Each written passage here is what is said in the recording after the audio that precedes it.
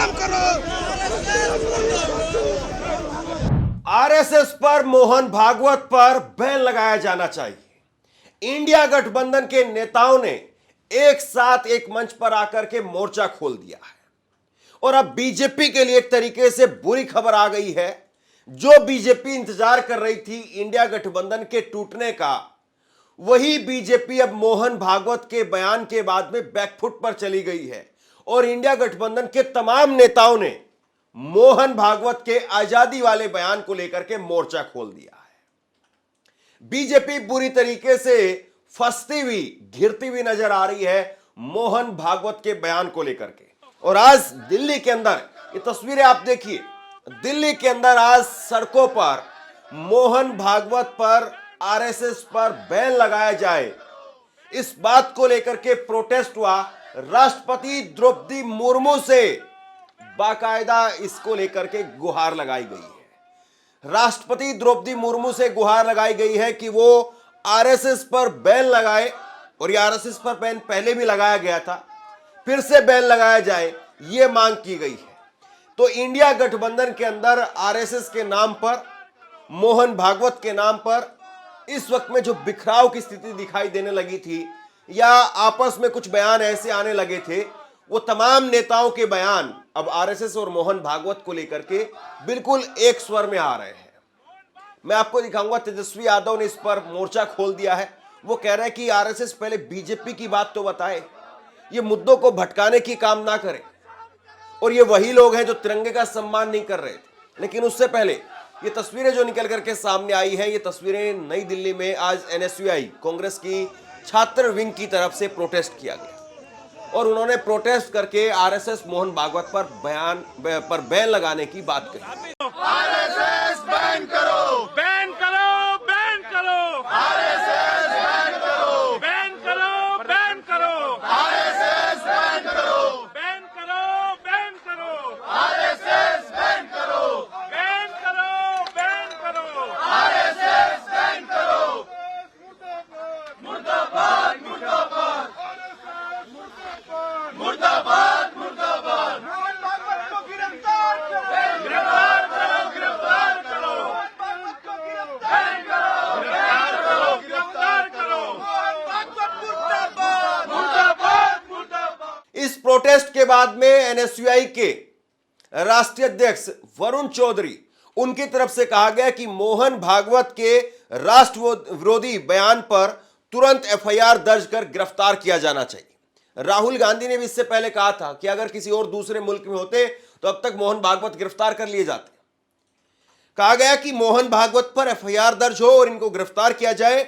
मैं भारत के राष्ट्रपति से मांग करता हूं कि वो भारत विरोधी विचारधारा वाले संगठन आरएसएस पर तुरंत प्रतिबंध लगाएं और ऐसे संगठन और उसके मुखिया की जगह सिर्फ जेल में होनी चाहिए। मोहन भागवत जी, देश से माफ़ी मांगो। जिस तरीके से आपने देश का अपमान करा है, इस देश की आज़ादी की लड़ाई में अनेकों नौजवान साथियों ने, छात्रों ने, बुजुर्गों ने, हमारी माताओं बहनों ने अपनी कुर्बानियाँ दी हैं, अपने जीवन की कुर्बानियाँ दी हैं और अपने खून से इस देश के जो आज़ादी की लड़ाई को सींचा है।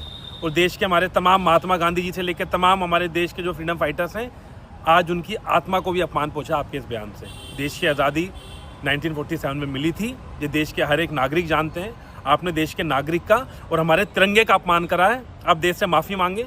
और मैं देश की राष्ट्रपति जी से यह अनुरोध करना चाहता हूं कि तुरंत मोहन भागवत जी पर कार्रवाई होनी चाहिए और जो आरएसएस नाम की संस्था है, जिसने बार बार देश को तोड़ने का काम करा है, इस आरएसएस नाम की संस्था को तुरंत बैन करा जाए। ये वही संस्था है जिसने महिलाओं को अपमान बार बार करा है। ये वही संस्था है आज जिसके चीफ देश की जो आज़ादी की लड़ाई को, पूरी आज़ादी की लड़ाई को देश का इन्होंने अपमान करा है। तो मेरे देश की जो हमारी राष्ट्रपति जी हैं, उनसे भी अनुरोध है कि तुरंत आरएसएस पे बैन करा जाए और मोहन भागवत पर एक सख्त कार्रवाई करी जाए। देशद्रोही मोहन भागवत।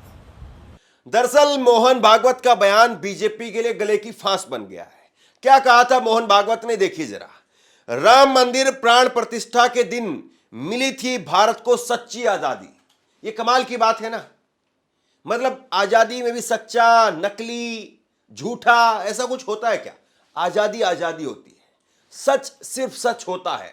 सच बड़ा या छोटा नहीं होता है। सच पतला या मोटा नहीं होता है। सच का मतलब सच होता है। और ऐसे ही आजादी जो है वो आजादी है।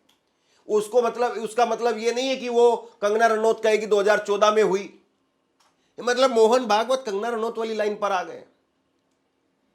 और ये 2014 में मिली या फिर प्राण प्रतिष्ठा के दिन पर मिली, तो वो आजादी क्या थी जब देश के लाखों करोड़ों लोगों ने अपने जीवन की आहुति दी, तब जाकर के आजादी मिली। वो क्या था फिर?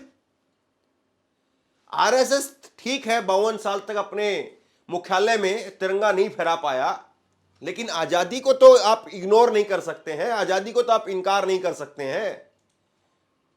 मतलब मोहन भागवत भी ये मानते हैं कि भाई आजादी अभी मिली है। वो मोदी का तो महिमा मंडन कर नहीं सकते थे, तो उन्होंने राम मंदिर से इसको जोड़ दिया और इस पर जोरदार तरीके से तेजस्वी यादव ने वार किया।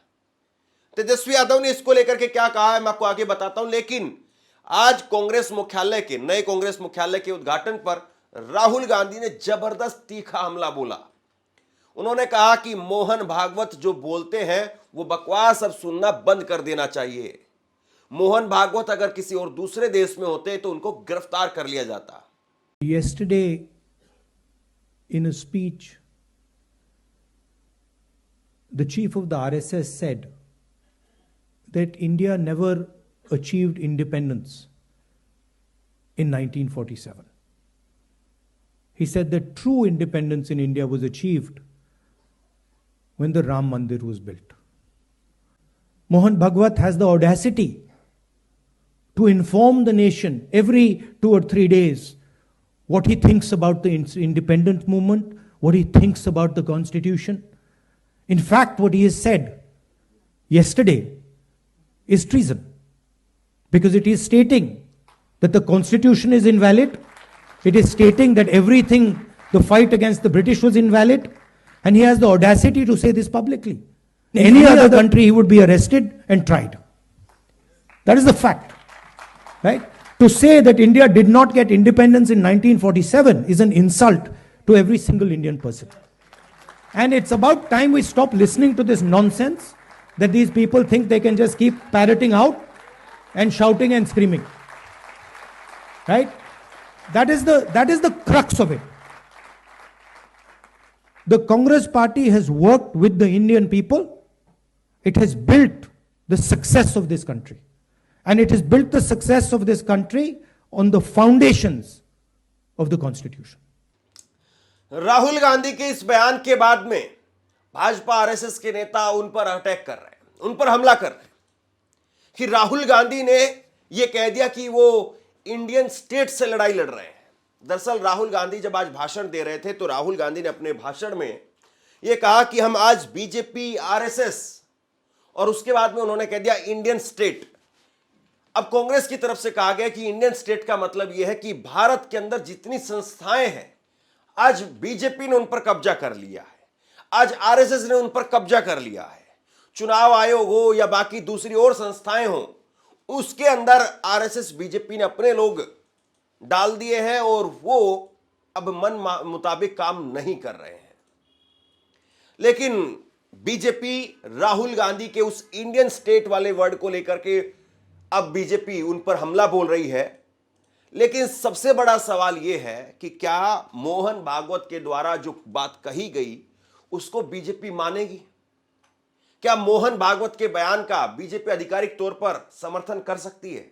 जाहिर तौर पर नहीं। लेकिन जिस तरीके से मोहन भागवत के बयान का बचाव भाजपा कर रही है तो इसमें तो कोई दो राय नहीं है ना कि दोनों एक ही है।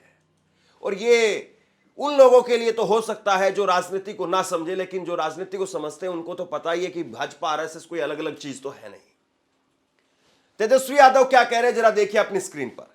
तेजस्वी यादव ने कहा कि मोहन भागवत देश की आजादी के लिए अपने प्राणों की आहुति देने वालों का अपमान और अनादर कर रहे हैं।